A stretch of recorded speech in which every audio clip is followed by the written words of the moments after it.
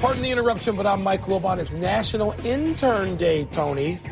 How should we celebrate our interns? I'm Tony Kornheiser. I would like to bring them out on the set so you can see them, but they're busy putting a new roof on my house. Oh, is that what they're doing for you? Weren't those the good old days when you had interns and you could tell interns, would you do me a favor, would you do this, would you do that, would you do the other thing? And now you can't tell interns to do. What happened to America? We work for them. You can't tell interns. You're going to work for the millennial interns soon. How about that? Welcome to PTI, boys and girls. In today's episode, Cam Newton bristles, Yu Darvish struggles, and LeVar Ball rejoices. But we begin today with the possibility that Colin Kaepernick might end up on an NFL roster after all, Baltimore's. Joe Flacco's back is hurt. He may miss as much as the next 6 weeks of camp. The Ravens are down to Ryan Mallett and someone named Dustin Vaughn. John Harbaugh said this of Colin Kaepernick, and I quote, "I've known Colin through my brother for many years. We had some great conversations on the phone. I like history and politics, too, and we've had some debates, and he's a great guy. Only speculation right now. He's a really good football player, and like I said, I do believe he'll be playing in the National Football League this year," unquote. Wilbon, how would Kaepernick fit with Baltimore?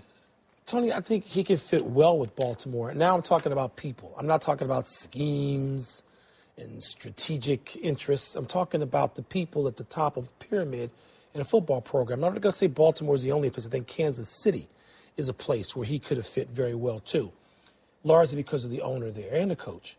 But Steve Bisciotti, Ozzie Newsome, now I'm talking owner and GM, and John Harbaugh. See, I don't see them as being afraid of ideas and people who have different ideas than they do. And this applies again in Kansas City. I don't see them being afraid of that. I think a lot of NFL places, owners, executives are afraid, and they're afraid of what the reaction would be in their respective communities. I don't see Bisciotti, Newsome, and Harbaugh giving into that completely, so I think it'll be a good fit. Yeah, I've been telling you for months that I believe when training camp went on that Colin Kaepernick would have a job in the NFL. And you did. And I believe much more skeptical than you have been. I want to amplify a couple of things. First of all, the owner at Kansas City recently said that if Andy Reid wants Colin Kaepernick, it's fine with him. He has no objection.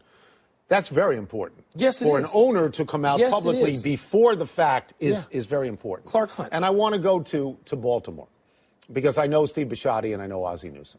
What I'm going to say now is pure speculation, but I think they might have a bad feeling of regret in their hearts for what happened with Ray Rice. That maybe they could have done more, because clearly Ray Rice changed. After that tape was released, Ray Rice pledged himself to a variety of issues, and everything he has said in public has been right on the money.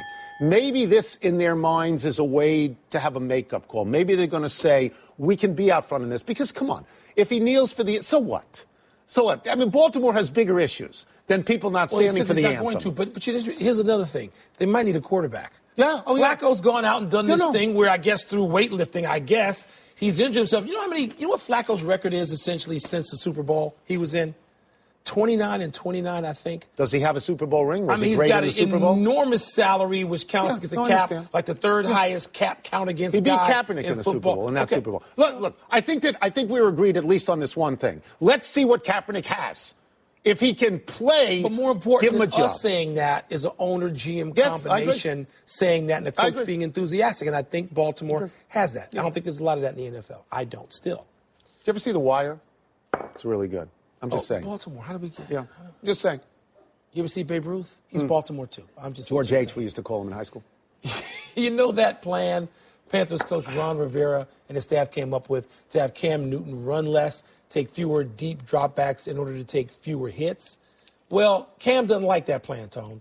He bristled yesterday at the very idea. Look at that outfit. How cool is that? In my career, the thing that has put me at an advantage most times is having that ability to run. That's my edge. You're going to expect the lion not to roar? Close quote. Tony, if you're Ron Rivera hearing this, what do you do now? Can we agree that that is a great quote? You're going to expect a lion not to roar. If I'm Ron Rivera, what do? I let Cam Newton say whatever he wants to say. Cam Newton likes to talk. Last year, Cam Newton complained he was being hit all the time. Every Monday. Right. To the commissioner. Didn't he invite the commissioner to either watch video and with him or something like that? And so on and so forth. Yeah. So I'm going to let Cam Newton talk. And you know why I'm going to do that? Because I want Cam Newton to be happy And I don't want to appear that I'm muzzling Cam Newton, but more important than him being happy is I want him to be upright. Healthy. I want him to be healthy. So I'm going to still have the offense that I want to have, because if I lose Cam Newton, I lose my job because we don't win. Yeah, see, the lion roars on Sunday. He can roar because Cam Newton is a spectacular talent. Yes, he is. And I would want him quarterback in my team. But on Monday, I don't want to hear from Cam Newton because then he's whimpering. And he's asking Roger Goodell to protect him from people hitting him. So here's the way you solve that, Cam.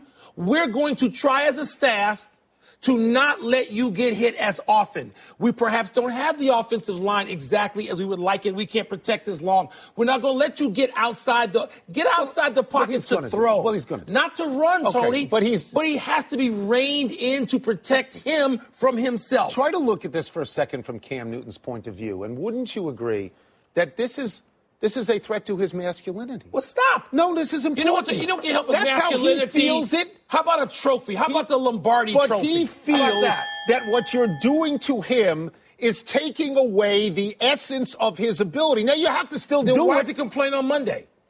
Well, he wants his cake and eat it, too. That's my what point. He wants. Yeah. And if you're the coach, you let him talk. The coach has an authority in the NFL it doesn't have in Major League Baseball and the NBA. And you say whatever you say to appease him, and then you say to your staff, we're going to keep him from doing this. If it came down to the coach or the quarterback, the owner's going with the quarterback.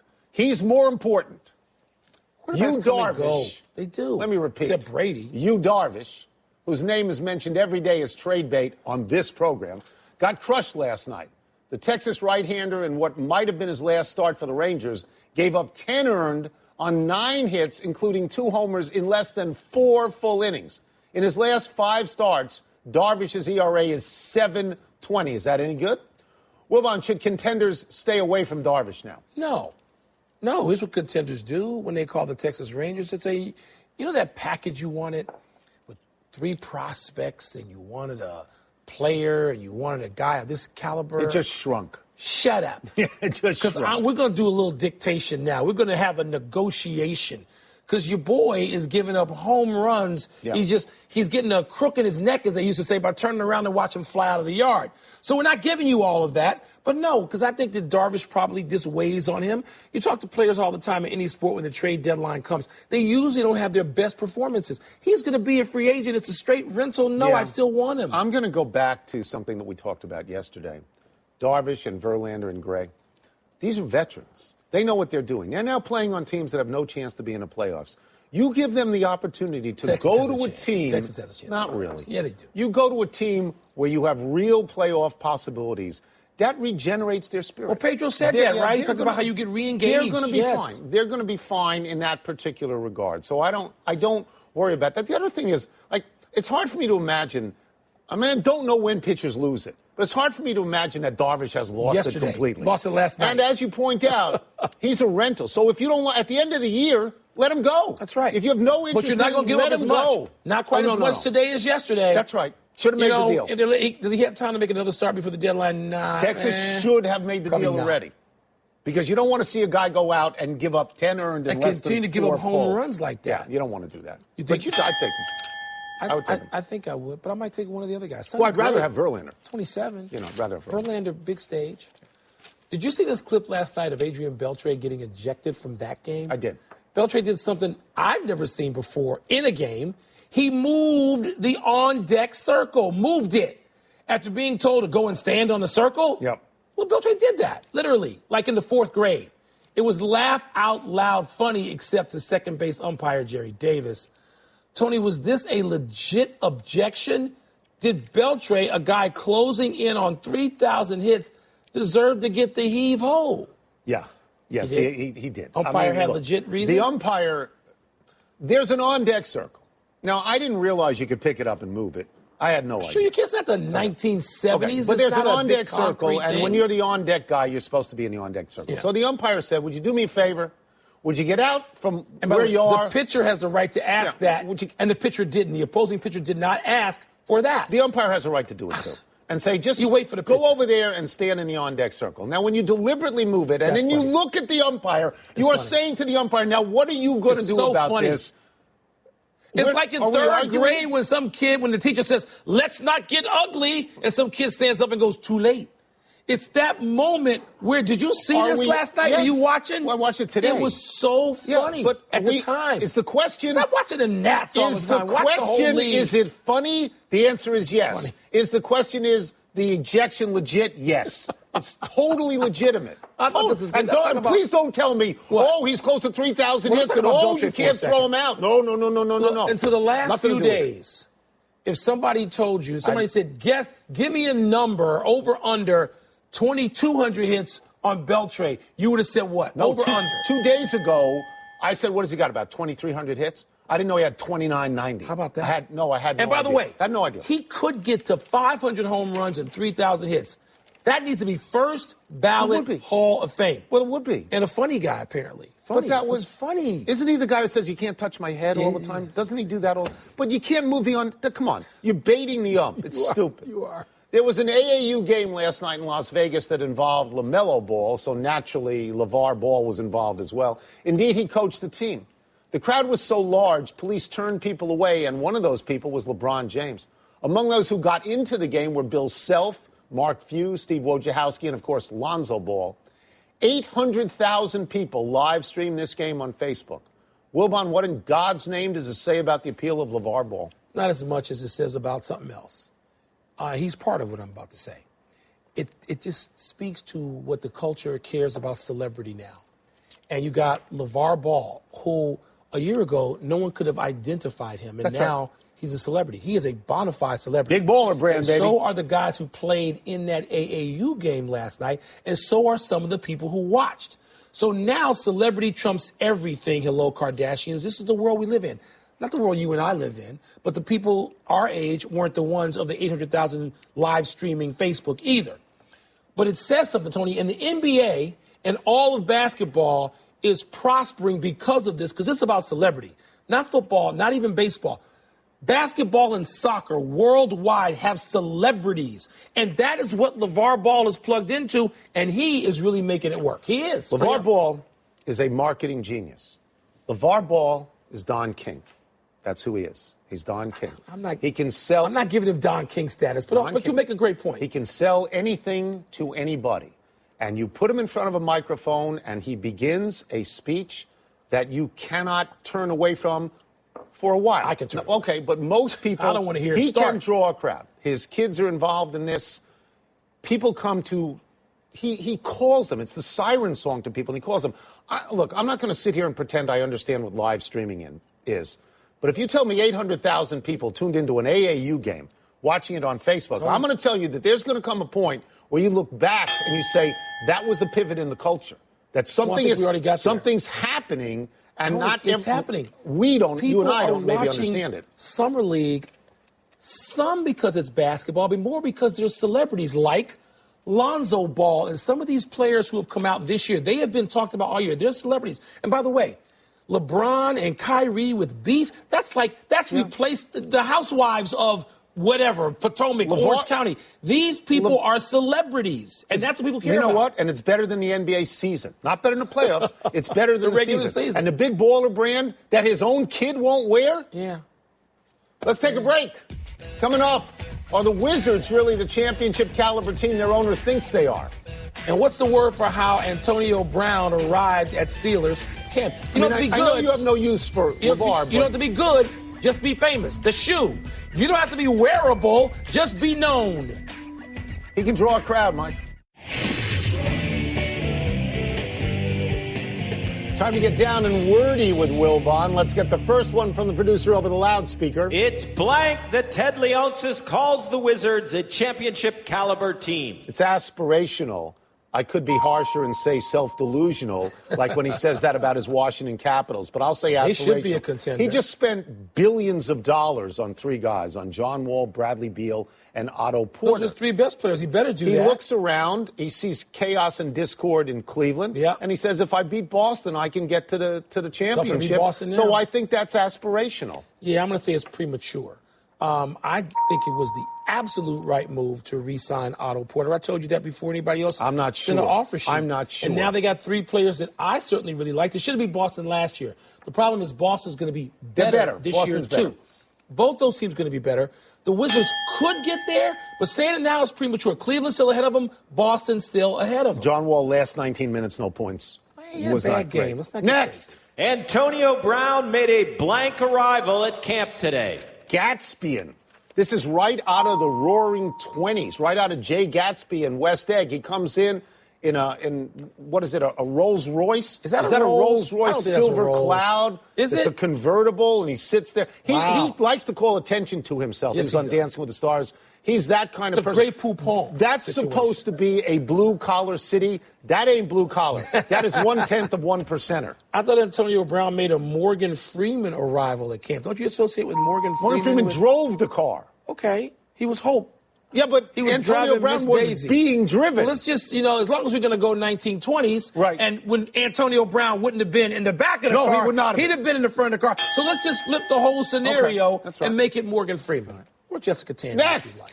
J.P. Crawford's slide was blank. It was strategery. This happened in a minor league game last night. He's going for the inside the park grand slam. He's out by 30 feet. The catcher is gonna be holding out. the ball. It's like Derrick Okay, Rose then in he that stops. frame-up picture. He thinks about it. Then he goes 5-hole. And he actually scores strategery. This is the kind of play that for 120 years in baseball, you just call the guy out because the ball beat the runner there. The ump calls out. There's no replay, and everybody in both dugouts accepts it. That's right. You just say, oh, yeah, well, you were But he was stupid. safe. The He ball was- beat you there. Well, the catcher and looks now like it a is. You know what fool this is? There was one guy who would get his feet under people, and it was Jackie Robinson, therefore Number it's 42. Robinsonian. And I know you know the play I'm thinking of primarily. Wasn't it Yogi Berra? I think it was Yogi And he's Berra. got the glove kind of low, it's Yogi but Berra. Robinson gets in there. He's under it. Great slide. Next. Last one. The U.S. winning the Gold Cup over Jamaica was blank. It was arena affirming. It's not that big a deal. It was a tournament only open to North American and Central American countries. So there's no Brazil, there's no Argentina, there's no Uruguay.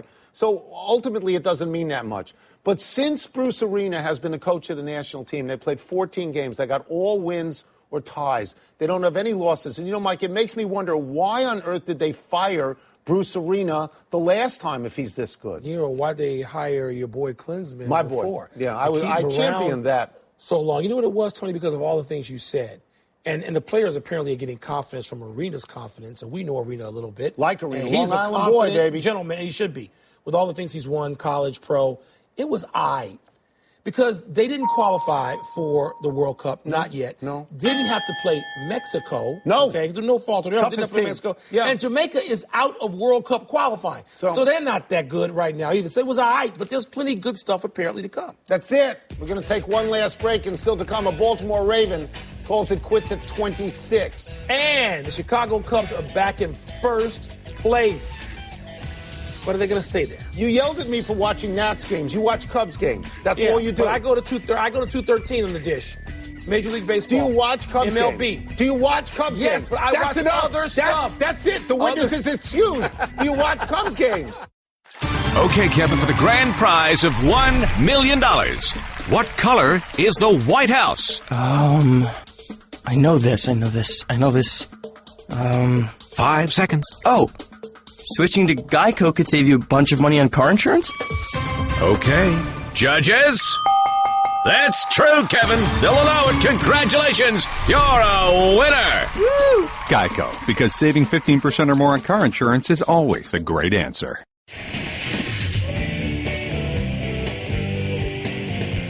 Happy time, people. Happy 24th birthday, Jordan Spieth.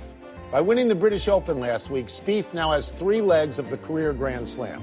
Should he win the PGA at Quail Hollow next month, Spieth would become the youngest golfer ever to get the career Grand Slam.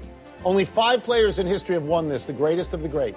Jack Nicklaus, Tiger Woods, Ben Hogan, Gary Player, Gene Sarazen. Wow. That's it. That's the list. You know the guys down the list? Watson, Palmer, Trevino. Yes. Not on the list. I know.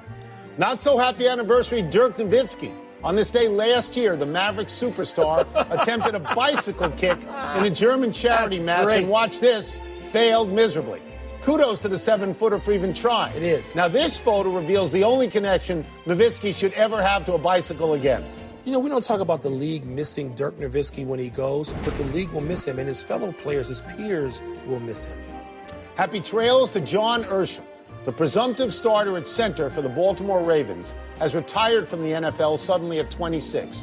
He's going to concentrate instead on seeking a degree in higher mathematics from MIT. Whoa! Those are two references you don't expect to see in the same sentence, NFL and MIT. They got a recreation major there? I don't think so. No? Let me tell you something. I got a doctorate. I know how hard it is to get a doctorate. I got a doctorate of humane letters. If you go, all kidding aside, if you go to MIT and get a doctorate, you're the best of the best.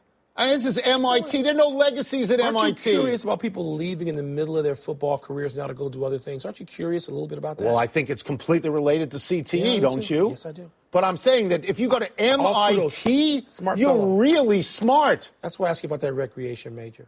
That's what you were at Northwestern? No, not exactly. We don't have that. You don't and have, I'm sure you don't have parks and recreation? MIT doesn't have it either. Really? No, they don't. Binghamton? No. No errors. Well, maybe. No errors today. Let's go to the big finish. Let's do it. The Chargers traded for backup quarterback Cardale Jones. Is that a good fit? If they're lucky, they'll never know because he's not going to play, is he?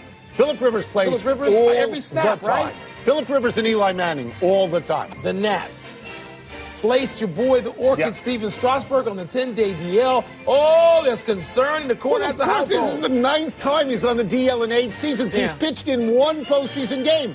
Is he great? Yes. You need him. Can you count? You can't win without him. Can you count on him? Can't win without him. I'm just saying. Haven't You're won. need him. Chris Sale, through his 14th 10-strikeout game of the season last night, do you think he's a lock for the AL side? Nobody's a lock for anything in July. He's good. Let's talk about this in 3 or 4 weeks. He's the leader in the clubhouse right now.